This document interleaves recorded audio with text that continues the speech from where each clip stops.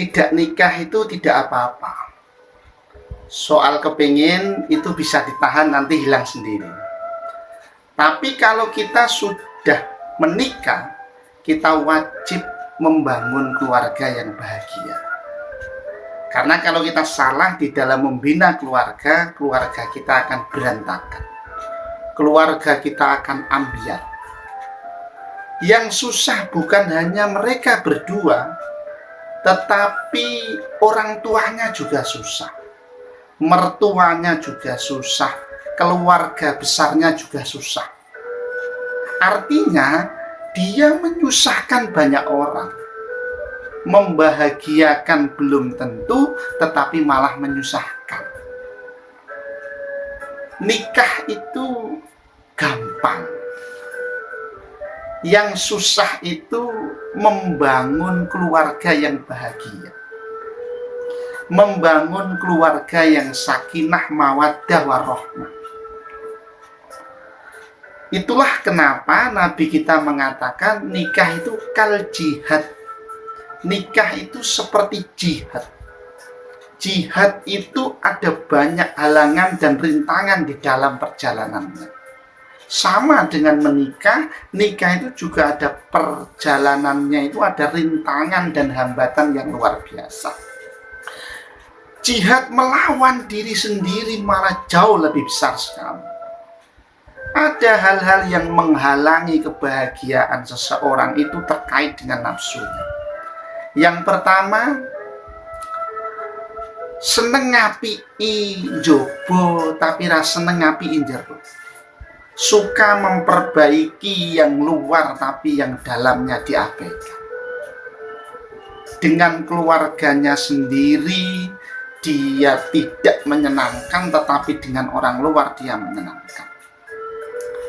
Perempuan itu kalau mau keluar mandi dandan sing ayu, tapi di dalam rumahnya sendiri kadang tidak.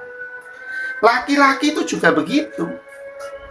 Kadang dia di luar itu bisa lembut, bisa halus, tetapi dengan keluarganya sendiri dia kasar.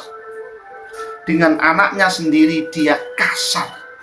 Maka banyak orang yang terkenal di luar itu baik, tetapi di dalam rumah enggak telke. Yang dirasakan oleh pasangan itu bukan hanya joboan, tapi juga jeruan, bukan hanya luarnya saja, tapi juga dalamnya saja. Ada seorang laki-laki yang ganteng, istrinya jelek, hidupnya bahagia. Tetangganya kemudian tanya, "Mas, kok sampean tahan punya istri yang seperti itu?" Dia jawab, "Itu kan sampean lihat luarnya, sampean nggak lihat dalamnya. Nek istriku ditukar dengan istrimu ya susuk, turah kalau lihat dalamnya." Tapi rata-rata orang itu suka memperbaiki luarnya, tidak suka memperbaiki dalamnya. Nabi mengatakan, khairukum li ahli. Sebaik-baik kalian adalah yang baik terhadap keluarganya. Jadi keluarga yang dipentingkan, jihad untuk mengatasi ini sangat penting supaya kebahagiaan itu bisa kita raih. Yang kedua, tahan dengan jeleknya sendiri, tidak tahan dengan jeleknya orang lain. Sejelek apapun dirinya itu dimaklumi, tetapi orang lain kecil saja kejelekannya itu terlihat besar. Kalau kejelekannya sendiri dia bisa mafhum, bisa paham, tetapi kejelekan pasangan itu kadang kecil saja terlihat besar sekali. Maaf ya, kentut itu bau, tapi kalau kentutnya sendiri itu rasanya masih enak. Tapi kalau kentutnya orang lain, baunya bukan main. Semakin tidak bersuara, semakin bau sekali. Mohon maaf, keringat ketika kita sudah habis kerja, itu kan bau. Tetapi kalau keringat kita sendiri itu masih segar. Tapi kalau keringatnya diosirkan, diusapkan kepada orang lain, nah ini yang menjadi masalah. Masalahnya adalah banyak Laki-laki yang marah-marah kepada istrinya seolah-olah istrinya yang salah. Tetapi sesungguhnya dia sendiri yang mengawali itu. Banyak perempuan yang marah-marah, yang galak, seolah laki-lakinya yang salah. Padahal sesungguhnya dia sendiri yang mengawali. Jadi ini penyakit kita. Tahan dengan jeleknya kita sendiri, tidak tahan dengan jeleknya pasangan kita.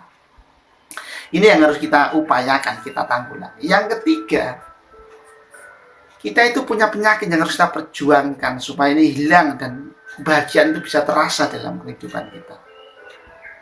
Kita itu pengen diapii tapi ragilem ngapii. Pengennya orang lain berbuat baik kepada kita, tapi kita nggak mau berbuat baik kepada orang lain. Pengennya difahami tapi nggak mau memahami. Pengennya dimengerti tapi tidak mau mengerti. Kita nggak usah punya keinginan punya pasangan yang baik. Cukup kita sendiri yang baik. Kalau kita baik, nanti pasangan kita baik. Kita yang memahami, tidak usah ingin difahami. Kalau kita bisa memahami, nanti pasangan kita bisa memahami kita. Kita yang mengerti. Kalau kita mengerti, nanti pasangan kita mengerti kita. Wallahu fi aunil abdi ma kanal abdu fi aunil akhi.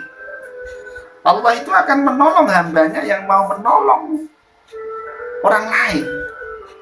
Jadi kalau kita itu mau mengerti terhadap pasangan kita, maka Allah akan berikan pengertian kepada pasangan kita supaya mengerti kepada kita. Kalau kita bisa memahami pasangan kita, maka Allah akan berikan pemahaman kepada pasangan kita supaya bisa memahami kita.